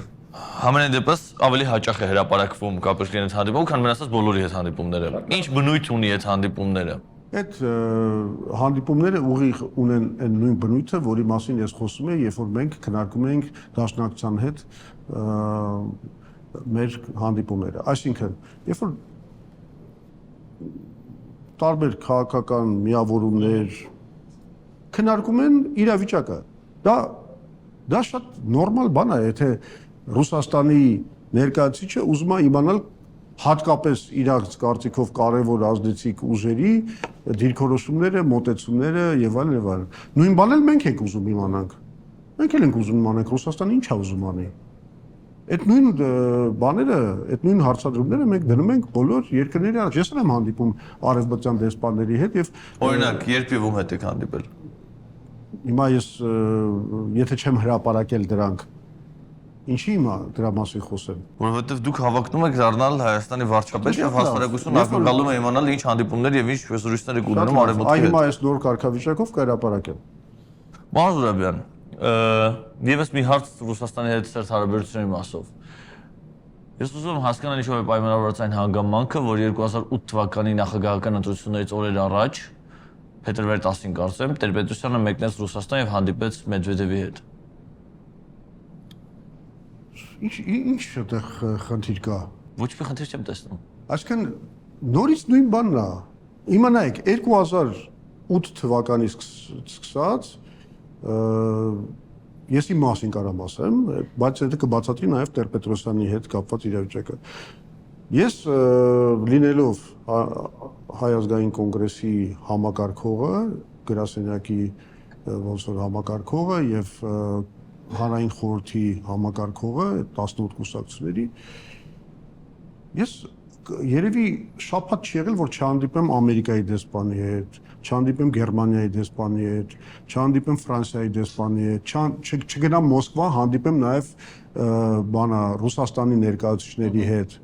որովհետև այն ժամանակ տես պրակտիկա կար, չգիտես ինչի, Ռուսաստանը վախենում էր դեսպանի միջոցով օպոզիցիայի հետ հանդիպելու պրակտիկայից, որովհետև դա համարվում էր այն ժամանակ բան, էլի, այտենց Իսկական գլխի սառնում է։ ոնց որ բանը, ոնց որ այդ երկրի նկատմամբ ինչ որ բան անհարգալից վերաբերմունք։ Հիմա այդ փոխվել է, բացարձակապես փոխվել է, իրենք սկսել են արևմուտքի նման աշխատել։ Ռուսները սկսել են արևմուտքի նման աշխատել, դեսպանները հանգիստ հանդիպում են քաղաքական ուժերի հետ։ Բայց այն ժամանակ այդպես չէր, ու ես շատ հաճախ որպես կոնգրեսի ներկայացուցիչ գնում էի Մոսկվա, հանդիպում էի իրանց ներկայացուցիչների հետ։ Մենք շեղվեցինք իմ հարցից։ Ես չեմ ասում խիա գնացել։ Ես չեմ ասում որ դեմ ենք կամ ինչի է, հարցնում եմ ինչ բնույթ ա ունեցել ընտրություններից օրեր առաջ։ Այնքան պարզ է, ընտրություններից առաջ որևէ երկիր ուզում է հասկանա, կլինի դա Ռուսաստանը կամ կլինի Միացյալ Նահանգները։ Ես ուզում եմ իդեպ ասեմ, որ 2007 թվին Տեր-Պետրոսյանը հրավիրեց նաև, ասենք, Ամերիկայի դեսպանին եւ ներկայացրեց բավականին լուրջ դիրքորոշումներ իր ընտրական հայտի հետ կապված եւ մասնավորապես շատ կարեւոր մի քայլ արեց, որը նաև ունեցավ հետևանքներ։ Ինչ քայլ։ Ինքը առաջարկեց, որ անկախ նրանից ով կհաղթի այդ ընտրություններում, Լևոն Տեր-Պետրոսյանը թե Սերժ Սարգսյանը, ֆիքսել մադրիդյան սկզբունքները, այսինքն ֆիքսել արկա վիճակը Մինսկի խմբի հովանու տակ տարվող բանակցությունների, որպեսզի նոր եկած նախագահ, անկախ նրանից դա Սերժ Սարգսյանն անելու թե Տեր-Պետրոսյանը, հենվելու փաստաթուղթ տա, վզրական կետից Նիկոլի ասած չսկսի։ Այսինքն գրեթե այն Լևոն Տեր-Պետրոսյանը առաջարկել էր նաև Նիկոլ Փաշինյանին։ Ու ամերիկացիք այդ ռեակցիան տվեցին եւ Մինսկի խմբի համանախագահները 2007 թվականի դեկտեմբերին այդ բանը արեցին, այդ քայլը արեցին։ Դա Տեր-Պետրոսյանի նախաձեռնությունն էր։ Դուք հասկանում եք, որ անգամ լինելով օպոզիցիայում կարելի է լուրջ դիվանագիտությամբ զբաղվել։ Ինքը դա արել է։ Հիմա ամերիկացիների հետ էլ է հանդիպել, ռուսների հետ էլ է գնացել է Մեդվեդևի հետ հանդիպել։ Հետո ինչ։ Բա գնացել է որպեսզի ներկայացնի թե ինքը ինչ է ուզում անի, դու պետք է անխատեսելի լինես։ Նաև բանը այն երկրների համար, որոնք ինչ որ շահեր ունեն քո երկրում։ Դու պետք է անխատեսելի լինես։ Իրանք հասկանան դու ինչ ես անում։ Իդեպ դա եղել է մեր սկզբունքը միշտ։ Մենք ոչ մեկից ոչ բան չենք թաքցրել։ Մենք համարել ենք դա հուսալիության, հուսալի գործընկեր լինելու, հասկանալի գործընկեր լինելու գլխավոր հիմքերից մեկը։ Դու պետք է բացատրես ինչ ես ուզում անես։ Այսինքն այն ինչ որ մենք ասում ենք, ես պատրաստվում եմ ներկայացնել բոլորին, Անգլիայի դեսպանին,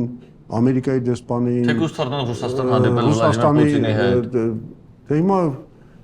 ինչու՞ չէ, ինչ խնդրեմ կա։ Ոչ մի խնդրեմ։ Ես այդ բաները, այդ հիբրիդային, այսպես ասած, այդ մեղադրանքների այդ վախերը, բան, այ դու գնացիր սա այդ հանդիպեցիր, դու ուրեմն պրո, չգիտեմ ինչ ես, բան, եւ այլն, ռուսաստում ես կամ դու արևմուտամետ ես։ Ես հակառակը համարում եմ օրինակի համար կոնգրեսի սկսած այն ժամանակվանից առավելությունը եղել է այն, որ մենք բոլոր ուղղություններով միշտ աշխատել ենք։ Դուք չեք նկատել, այդ հիմա են չէ՞ ասում պրո-ռուս։ Բայց չեք նկատել, որ մեզ ժամանակին պրո-ամերիկացի են ասել։ Հիշում եք այդ։ Չէ, չեմ հիշում։ Որ մենք պրո-արևմտյան ուժենք եղել։ Չեմ հիշում։ Վահ։ 90-ական թվականներին մեզ պրո-արևմտյան էին հայտարարել։ Մեզ պրո-թուրքական են հայտարարել, երբ որ գնաց Օզալի թաղմանը։ Դա տրամաբանական էր։ Հա, շատ տրամաբանական էր։ Իսկ այն որ ուղղակի կարելի է օգտվել այդ հնարավորությունից դիվանագիտություն տանելու, մեղմելու, ասենք Թուրքիայի դիրքորոշումները Ղարաբաղյան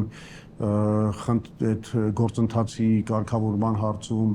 դա մեր մտքով չի անցնում, հա։ Շատ լավ։ Այսինքն, չէ, ասում ասեմ, քանի որ սա շատ բան է, կարևոր մի հատ բան է, քանի որ մեզ մեղադրել են բոլոր ուղղություններով, ասում եմ, մենք եղել ենք պրո-արևմտամետ, պրո-ամերիկյան, պրո-թուրքական, պրո-ռուսական 2007 թվին նորից դառանք պրո-արևմտյան, երբ որ Սերժ Սարգսյանը հանձնարարական էր տվել դատախազներին բան անել, գտնել, որ մենք բան ենք, նարնջագույն հեղափոխություն անող ուզենք արևմուտքի հովանավորությամբ։ Այս Սերժ Սարգսյանը համոզված էր, որ դուք արևմուտքի չէ, կարող է համոզված չէր, բայց իրան պետք է այդ իմիջը, որ մենք ունենանք։ Այսինքն բոլոր տեսակի ժամանակներում, բոլոր տեսակի ռոպագանդաները իշխանության, ընդդիմության մեզ միշտ մեղադրել են տարբեր ուղղություններով համագործակցության վերաբերյալ։ Հիմա եթե մենք ուզում ենք, որ բալանսը վերականգնվի, որտեղ մենք համարում ենք, որ սա կարևորագույն երաշխիք է մեր զարգացման, մեր շուրջ կառուցման, մեր անկախության, ուրեմն մենք դառնանք պրոռուս։ Ես նման մեղադրանք ձեզ ուղղելու ոչ մի լիազորություն եւ իրավունք չունեմ։ Ուզում եմ անցնել հաջորդ հարցին, վերադառնալ ընտրությունների թեմային, որովհետեւ այնուամենայնիվ առաջիկայում մեզ սպասում են ընտրություններ։ Ընտրությունները Նախ ինչ արժան ընտրություններին մասնակցել, ինչ արժան ընտրություններին մասնակցելը։ Դուք նկատի ունեք ընտրախշավը Այո, ինչքան։ ֆինանսապես։ Ես անդրադառնում եմ մի քանի $100,000-ից սկսած մինչև որոշ ուժերի համար խոսքը գնում է միլիոնների։ Շատ լավ։ Անգամ տասնյակ միլիոնների։ Շատ լավ։ Հիմա Հայ ազգային կոնգրեսը ո՞նց է պատրաստվում այդ գումարը հավաքել, որովհետեւ մասնակցի նախընտրական, անի այդ նախընտրական քարոզարշավի ծախսեր եւ այլն։ Թանկ հաճույք է ընտրություններին մասնակցելը։ Կոնգրեսը ո՞նց է մասնակցում ընտրություններին։ Դա կոչվում է fundraising։ Դու պետք է գտնես սպոնսորներ, մարդիկ, որոնք հետաքրքրված են, որ այն նպատակները ու այն տեսլականը, որ դու երկրի համար ուզես, իրագործվի։ Խոսելով եկեղեցու շուրջ տեղի ունեցող իրադարձությունների մասին, ինչ կարծիք ունեք այդ թեմայով։ Փաշինյան եկեղեցի հարաբերությունների հակամարտության։ Նախ գիտեք ինչ կարծիք ունեմ, նախ ես հասկացել եմ, որ Նիկոլ Փաշինյանը այս թեման օգտագործում է, այս բոլոր իր ապօրինությունները, բոլոր հարձակումները եւ այլն, իր համար կարեւոր են նաեւ այն նպատակով, որ ինքը մշտապես կարողանա շեղի ուշադրությունը իր կատարված հանցագործությունների, իր նկատմամբ առաջադրած մեղադրանքներից։ Մասնավորապես, ես կոնկրետ օրինակներ բերեմ։ Երբ որ մեր ճնշման տակ բացահայտվեց 2019 թվականի փաստաթուղթը, ինքը ստիպված հրապարակեց դա, եւ ես ասուլիս արեցի, որտեղ ուղղակի մաթեմատիկական ճշգրտությամբ, ինչպես ես ասացի այդ ասելուսի ժամանակ, ցույց տվեցի, որ ինքը հոյակապ պլան, որը կպահպաներ Արցախը Քելբաջարով, Լաչինով, մեծ միջազգային երաշխիքներով, այդ պլանը մերժելա մեզ ներքաշելա պատերազմի մեջ։ Ես այդ մեղադրանքը դրեցի, արդեն դա փաստաթղթերով մեղադրանքներ։ Իդեպ դուք նկատեցիք, որ այդ հրապարակումից հետո ինքը անձամբ արդեն հրաժարվեց հետագա բանավեճի հետ, 3 նախագահների հետ, ինչպես ինքը ասում էր։ Ինքն այո, բայց թիմակիցները բարբերաբար այդ մասն խոսում են։ Հա, բայց ինքը ասեց, բանա, էլ վեճելու բան չկա։ Այն ինչ որ ես կանխատեսել եմ, ասեցի հենց հրապարակվի, նախագահն էլ էր կանխատեսել, Տեր-Պետրոսյանը, ասեց հենց հրապարակվի, բանավեճը ավարտվելու է, այդպես էլ եղավ։ Բայց այդ մեղադրանքները հնչեցին։ Մի օր տենց բաներ, շարժ կար, 2 օր իրանք մի քիչ տենց շփոթված վիճակում էին հայտնվել, պատասխան չունեին, ասում էին դե մենք այդ բանը ուսումնասիրում էինք այդ առաջարկը, դրա չենք պատասխանել եւ այլն, մեկ էլ Արշակ Սրբազանին բռնում է եւ ամբողջ հասարակական ուշադրությունը գնաց այդ ուղղությամբ։ Մյուս անգամ, երբ որ Ազատության ռադիոկայանի կողմից հրապարակվեցին համակարգային կոռուպցիայի մասին, այդ սխեմաների մասին նյութերը, լրիվ ապացուցված նյութեր նրա մասին, թե ոնց է Աննա Հակոբյանի ֆոնդը եւ քաղաքացիական պայմանագիրը փոխհավաքում բիզնեսներից, որոնք փոխարենը ստանում են արտոնություններ կառավարության հարկային հարցերում կառավարության որոշումներով, լրիվ ապացուցված փաստաթղթերը բերեցին եւ այլն, այսինքն առաջին անգամ սեղանի վրա դրվեցին համակարգային Նիկոլ Փաշինյանի կողմից անձամբ կառավարվող կոռուպցիայի տվյալները։ Մյուսօրը ինքը 10 տիրադավիեց ստորագրում է մի փաստաթուղթ, որը ուղղակի սահմանադրության եւ օրենքների եւ քրեական օրենսգրքի 441 հոդվածի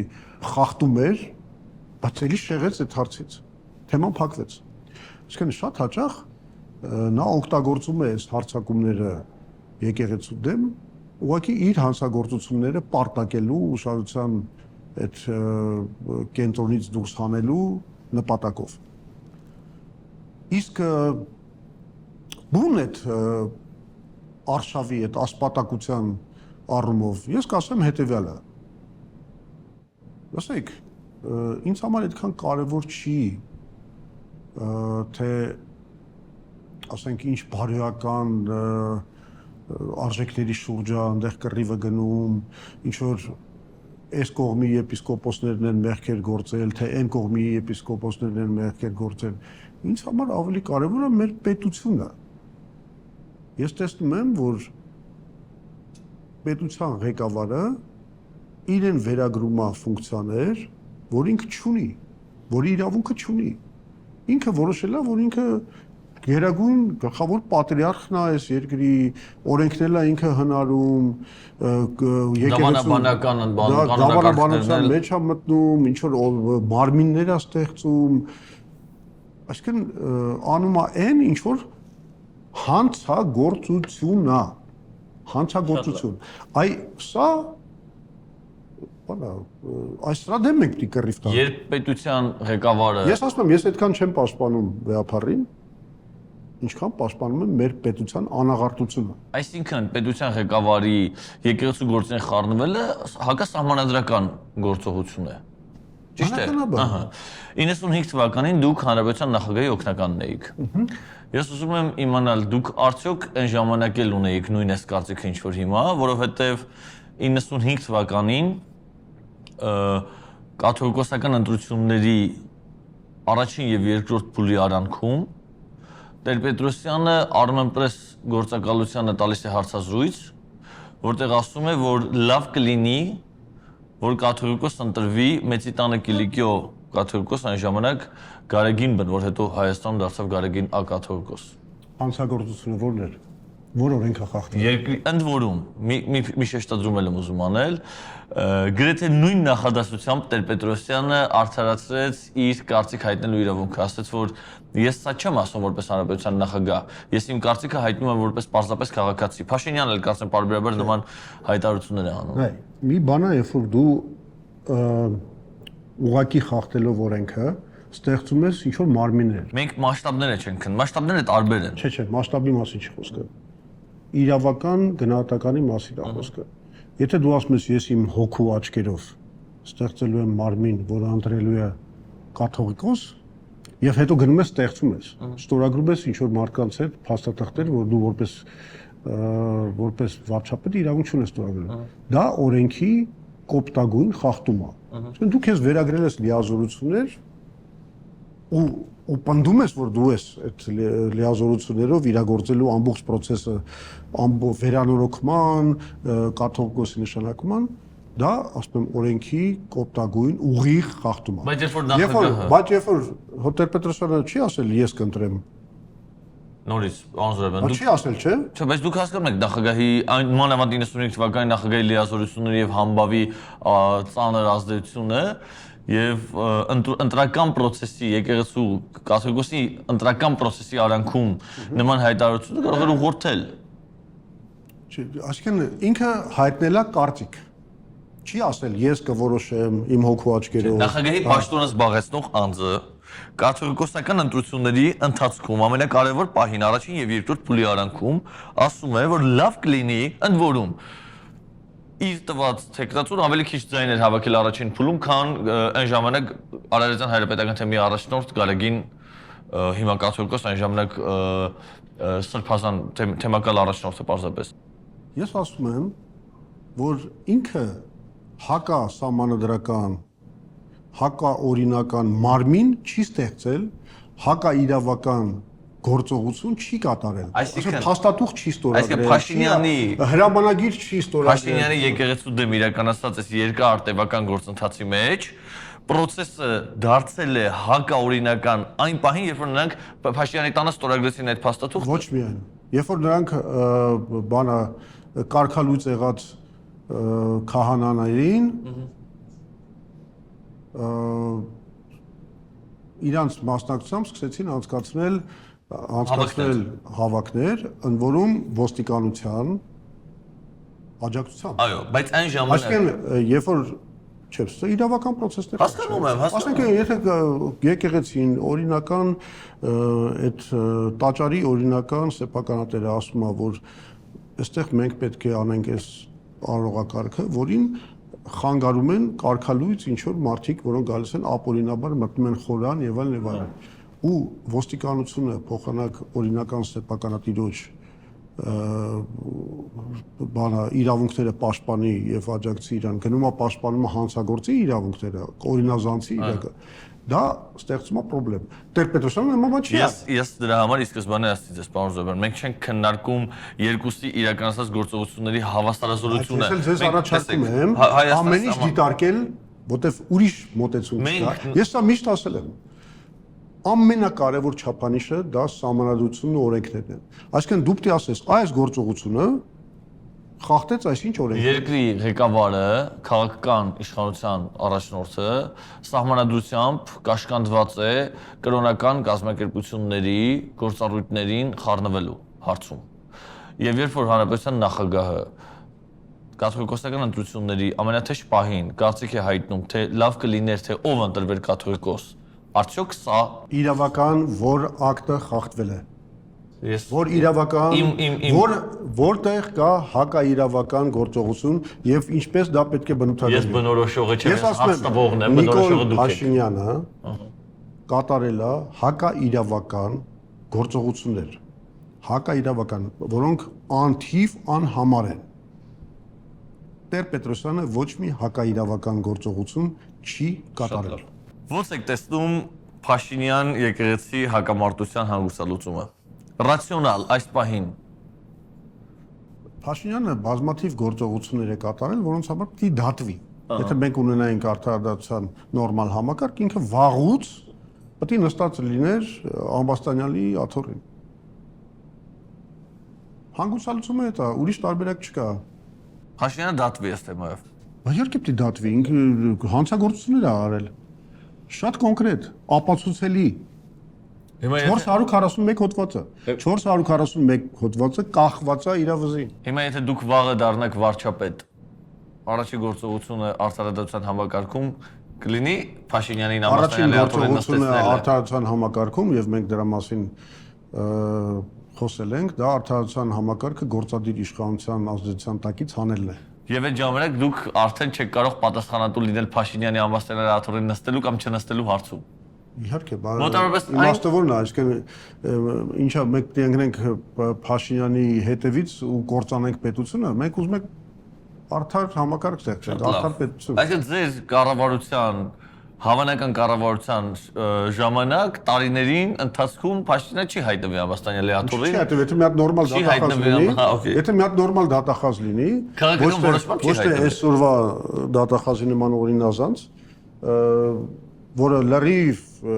մասնակից է դարել, հաղորդակից է դարել այս Փաշինյանի հանցագործություններին, նորմալ դատախազ լինի, ինքը հարցը շատ հեշտությամբ կլուծի։ Շատ լավ։ Վաղը վարչապետ եք։ Ինչպես եք վարվում նոյեմբերի 9-ի, օգոստոսի 8-ի փաստաթղթերի հետ։ Գիտեք, մի հատ ինչ-որ խառնաշփոթ է ստեղծվել, այդ խառնաշփոթը հիմնականում ստեղծվել է Փաշինյանի գործողությունների շնորհիվ, որտեղ մի բան ստորագրում է, հետո չի անում, հետո մենք Ղարաբաղը կորցնում ենք դրա պատճառով, հետո գնում է թրիփ ստորագրում, մի հատ խառնաշփոթ ստեղծվել է, որը եթե զուտ sense իրավական միջազգային իրավունքի տեսակետից մոտենանք, բավականին դժվար բացվող մի հատ բան է, փունջ է, բայց այստեղ լուծումները բանն են, այդ փաստաթղթերի վերաբանակցումն է։ Իսկ մենք պետք է հիմա ստեղծենք մի հատ փաստաթղթերի համակարգ, որը կլուծի այն խնդիրը, որ ես դրեցի այս սեղանի շուրջ։ Այսինքն, այդ որ ասացի TRIP plus BRICS ծրագրի, շատ պայմանական այդպես են կոչում, իրականացմանը սպասարկող փաստաթղթերի ստեղծումն է։ Այս շատ դժվար դիվանագիտություն է մեզ սպասում։ Մենք միջազգային լուրջ կոալիցիաներ ստեղծենք։ Բայց այս է ճանապարհը։ Նաև այդ բալանսի ստեղծումն է թույլ տալու մեզ խուսափել միակողմանի ճնշումներից, ստորացումներից եւ այլն եւ այլն։ Այսինքն նոյեմբերի 9-ի փաստաթուղթը, որ այլ կերպ ընդդիմությունը կոչում է կապիտուլյացիայի թուղթ, եւ օգոստոսի 8-ի Ընդդիմությունը ասելով դուք կներեք, մենք էլ ենք ընդդիմություն, մենք այդպես չենք կոչում։ ինչ է կոչում նոյեմբերի 9-ի փաստաթուղթը։ Նոյեմբերի 9-ի փաստաթուղթ։ Շատ լավ։ Նոյեմբերի 9-ի փաստաթուղթը, որ այդքան քննադատությունների արժանացել ընդդիմության, չգիտեմ, կոնկրետ ձեր մասին չի խոսքը ընդդիմության կողմից, շարունակելու է մնալ ուժի մեջ։ Հայաստանի ստորագրությունը հետ չի կանչվել։ Ես նոր հենց ասեցի, այդ հարցին պատասխանեցի, այդտեղ շատ բարդ բաներ կան, որովհետև այն ինչ որ պետք է կազմներ այդ բանակցությունների, ավելի ճիշտ այդ պայմանավորվածությունների մի մասը, օրինակի համար Ղարաբաղի գործունեության պահպանումը, երաշխիքները, Լաչինի միջանցքը, ռուսական խաղապահները, այդ ամեն ինչը արդեն փլվել է։ Դե ֆակտո փլվել է։ Հիմա եկեք մեզ հիմարի տեղ չդնենք, այսինքն այնպես համարենք, որ ոչ մի իրողություն չի փոխվել։ Փոխվել է։ Հիմա կա նոր իրավիճակ, գետնի վրա ոնց որ ասում են։ Այսինքն անուղղելիորեն փոխվել է, մենք այլևս չենք կարող որևէ Բայց չէ, հիմա գրեք նստել երազել, որ գիտեք, մենք կարող ենք այսպես անենք, նենց անենք, վերականգնենք, բան։ Իրավիճակը փոխվել, ես ասում եմ, այդ իրավիճակի փոխված իրավիճակի մեջ ելքերի եւ լուծումների տարբերակները ես տվեցի։ Դա ասում եմ TRIP plus BRICS պայմանականորեն կոչված ծրագիրն է, որը մենք առաջարկում ենք։ շատ լավ։ Իհարկե այնտեղ պիտի նոր փաստաթղթեր բանակցվեն։ Արցախցիների ճակատագրի մասով կշարունակեք որոշ ուժերի պես խոստանալ արցախցիների հնարավոր վերադարձի ապահովում, թե ոչ։ Ես դա ասել եմ անգամ Արցախի հանրապետության պարլամենտի լսումների ժամանակ, գնացել եմ հատուկ ինձ հրավիրել էին, գնացի ելույթ ունեցա, որտեղ այդ տեսակետը հայտնել եմ։ Հենց իրենց արցախցիների, իրենց օրենսդրի մարմնին։ Մեր կարծիքով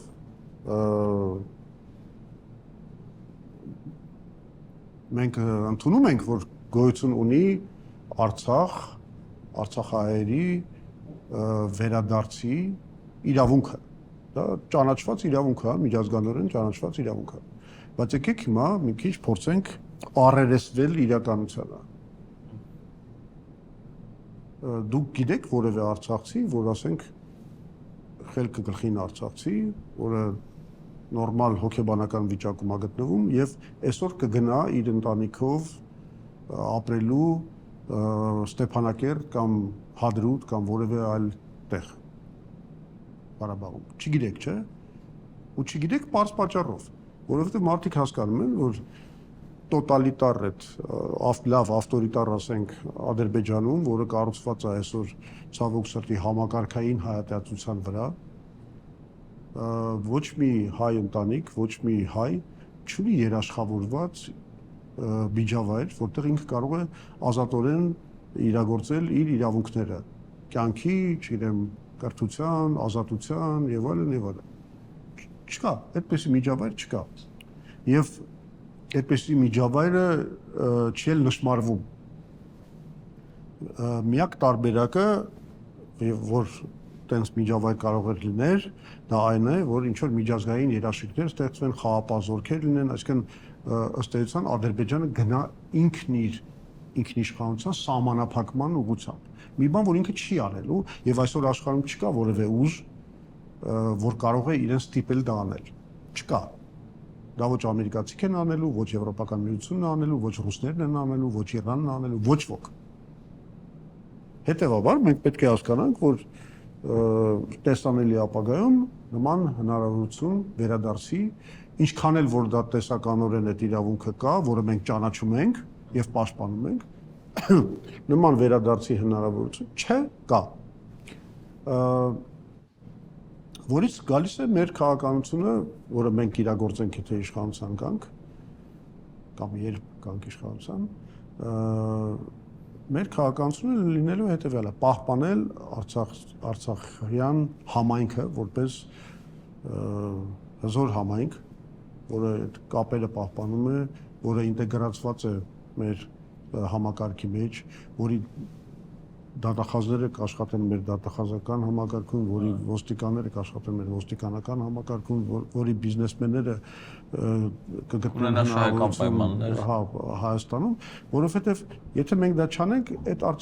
Արցախի համայնքը ուղղակի կլուծվի, դատարկվի, կգնան այլ երկրներ եւ այլն։ Եվ կշարունակենք պահպանել վերադարձի իրավունքը։ Ու անգամ եթե մենք տեսականորեն մտածում ենք հավաքական վերադարձի մասին, դա արդեն դե ֆակտո կոչնչանա այդ հնարավորությունը։ Հետևաբար մեր գլխավոր նպատակը, մեր կառավարության լինելու է արցախահայերի բարեկեցության, կոնկրետ իրանց կարիքների բավարարման ուղղված ինչ որ միջավայրի ստեղծումը։ Հիմա օրինակի համար ես շատ լավ գիտեմ, որ էկոնոմիկայի նախարարությունը բանի հետ կարծեմ KPMG-ի հետ, թե մեկ այլ, չէ, McKinsey-ի հետ այնտեղ ունենք հայ մենեջերներ, մշակել էին մի ծրագիր, որը կոչվում էր 80-80-80 Արցախահայերի համայնքին Հայաստանում ինչ որ ձևով ինտեգրացնելու եւ բանանելու համար 80-80 նշանակում էր գոնե 80%-ը ուրեմն բանի համայնքի պահպանվի Հայաստանում 80%-ը մարզերում բնակեցվեն լավ պայմաններով եւ մի 80-ի համար էլ կար ինչ որ բան, բայց ծրագրի մեխեն էր, որ 1000 մենեջեր պետք է նշանակվեին, որոնք ամեն մեկը մի 25 արցախցու հետ կունենար կապ եւ կոնկրետ շատ թիրախային օգնություն կապահովեր կառավարության կողմից։ Այդ ծրագիրը էկոնոմիկայի նախարարության կողմից զեկուցվել է Փաշինյանին եւ մերժվել է նրա կողմից։ Ես կարծում եմ մենք կարող ենք վերանայել եւ այդ ծրագիրը փորձել նորից գործի դնել։ Ակտիվացնելու եք ՀԱՊԿ-ում Հայաստանի սառեցված մասնակցությունը։ Այս բան դա մենք պետք է հասկանանք ոնց ենք անելու կամ անելու ենք թե չէ, որովհետեւ կներեք այդ արդեն այնքան նուրբ հարց է, որը լուծելու համար դու պետք է մտնես քո միջազգային հարաբերությունների բոլոր նյուանսների մեջ, հասկանաս ինչը ինչով է պայմանավորված, ինչ վիճակում են գտնվում, այդ արդեն այն հարցերն են, որոնց մենք չենք կարող տիրապետել այս բանին, եւ այդ հարցի պատասխանը կարելի է տալ միայն իշխանությանը գալուց հետո, բոլոր այդ հարցերը ուսումնասիրելուց հետո, հասկանալով այդ քայլի եւ վնասները եւ օգուտները։ Վստահ եմ հետևում եք Լևոն Տեր-Պետրոսյանի իշխանության ժամանակ ամենաառանցքային դիվանագետներից մեկի, նաև Արցախյան հակամարտության հարցով գլխավոր բանագնաց Ժիրայր Լիպարիտյանի գործունեությանը։ Ինչ կարծիք ունեք նրա վերջերս հրապարակված փաստաթղթերի, մասնավորապես օգոստոսի 8-ի ստորագրված Ամերիկայում ստորագրված փաստաթղթի վերաբերյալ իր գրված հոդվածի մասին եւ նաև վստահ եմ կարծացել եք Սպիտակ թուղթ հոդվածը, որ Սպիտակ թուղթը չեմ կարդացել, ընդհանրապես Լիպարիտյանի գործունեությանը շատ չեմ հետևում։ Այդ մի հոդվածը կարդացել եմ, անկեղծ ասած, ես տեսել եմ, որ այդ հոդվածի հիմքում, այսինքն այդ հոդվածը դա ավելի շատ ցանկությունների բան էր, հավաքածու էր, որոնք հիմնավորված չէին փաստարկներով, հաշվարկներով եւ լուրջ ապացույցներով։ Ես կարող եմ ասել։ Անձնական հարց ունեմ։ Ոնց եք ապրում։ Որովհետեւ ինձ հետաքրքրում է թե ինչպես են ապրում այն քաղաքական գործիչները, ովքեր չեն զբաղեցնում պետական պաշտոններ կամ գոնե որպես ընդդիմադիր падգամավորներ ներգրավված չեն ազգային ժողովում եւ չեն ստանում падգամավորական աշխատավարձ։ Նախ ասեմ, որ 90-ական թվականներից եղել է որոշակի բաժանում իմ ու եւ իմ կնոջ մեջ բանի ֆունկցիաների, այսինքն ես զբաղվել եմ քաղաքական գործունեությամբ, ինքս զբաղվել եմ բիզնեսով։ Սա բավականին օգնել է, որ ամեն մեկս իր գործով զբաղվենք եւ նաեւ մեր դա ապահովել է ինչ որ ֆինանսական կայունություն, բայց ես ինքս էլ եմ մեկ մտնում այդ գործերի մեջ, հատկապես 2017 թվականից, երբ որ մենք պարլամենտից դուրս մնացինք, ես շատ լուրջ ուշադրություն դարձրեցի կրիպտո ինդուստրիայի վրա եւ խորացա, կարդացի մի քանի white paper-ներ, ասենք տարբեր այս ժամանակ շատ մոդայիկ էր ամեն օր մի նոր կրիպտո արժույթեր կամ ծածկ արժույթ էր ստեղծվում, ես գերադասում եմ այդ ամեն ինչը կոչել ծածկ արժույթ, շատ ICO-ների եմ մասնակցել, եթե դա ձեզ հետաքրքիր է, դա ինչ է նշանակում initial coin offering, այսինքն երբ որ դու ինչ որ կոնկրետ նոր ծնվող ծածկարժույթի մեջ ինչ որ նախնական ներդրում ես անում, հետո ստանում ես դրա բաները, արդյունքները, որովհետև ասենք կարող է դու ինչ որ մի բանի մեջ $100 ներդրում անես, հետո դա աճի մի 10,000 անգամ լինում է նաև հակառակ բաները, ձախողվում է։ Այսինքն տենց տարբեր փաթեթներով մասնակցել եմ կրիպտո տրեյդինգին, margin trading-ին, եթե գիտեք այդ ինչա,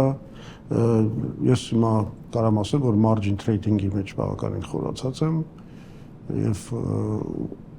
ունենք մեր վերլուծությունները մի խումբ ընկերների հետ միասին, մենք անգամ ալգորիթմեր ենք մշակել կրիպտո տրեյդինգի, որի հիման վրա Python ծրագրով մշակել էինք բոտեր, որոնք մտնում են բորսա եւ ավտոմատացված ալգորիթմի համաձայն գնում են կամ ծախում են ծածկարժույթներ, մասնավորապես բիտկոին։ Այսինքն այդ ուղղությամբ ես բավականին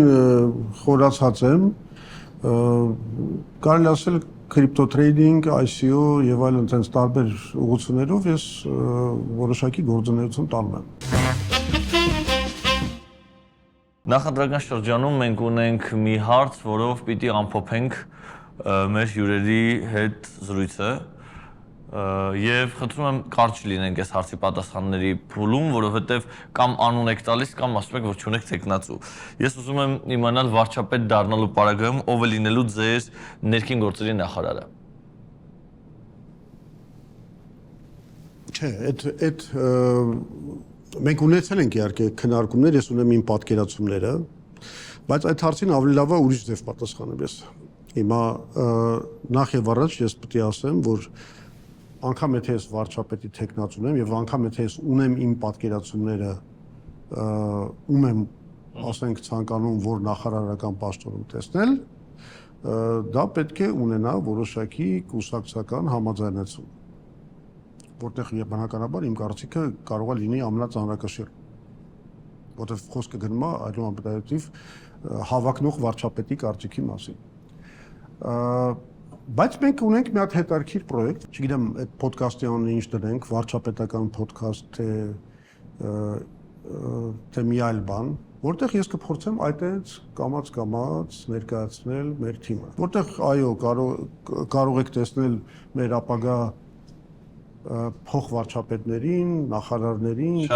տարբեր ոլորտների մասնագետներին, այսինքն ես համարում եմ սա շատ կարևոր է, որ մենք Հայ ազգային կոնգրեսը ներկայանա նաև իր պոտենցիալով եւ թիմով, որ մարդիկ կարողանան դատել։ Դրա համար ես չեմ ուզում առաջընկնել եւ կոնկրետ ձեր հարցին պատասխանել, թե ով է իմ պատկերացրած ներքին գործերի նախարարը։ Մենք կամաց կներկայացնենք մեր թիմը այս ընտրարշավում։ Շնորհակալ եմ։ Ես էլ ձեզ եմ շնորհակալ։ Դե ինչ, հուսով եմ հավանեցիք մեր զրույցը։ Եթե այո, ապա խնդրում եմ բաժանորդագրվել մեր ալիքին, լայքել եւ թողնել ձեր մեկնաբանությունները։ Դա կօգնի, որ հոլովակը տարածվի եւ հասանելի լինի ավելի շատ մարդկանց համար։ Այս զրույցների շարքը շարունակելու համար մենք ունենք ձեր աջակցության կարիքը։ Նկարագրություններ բաժնում կարող եք գտնել Patreon-ի հղումը ամսական բաժանորդագրությունների համար, ինչպես նաեւ donation alerts եւ boost-ի հարթակների հղումները մեկանգամյա փոխանցումների համար։ Եթե այս հոլովակը դիտում եք համակարգչով, ապա հեռախոսով կարող եք սկանավորել հոլովակի վերջում հայտնվող QR կոդերը այդ հարթակներում հայտնվելու համար։ Կանխավ շնորհակալ եմ։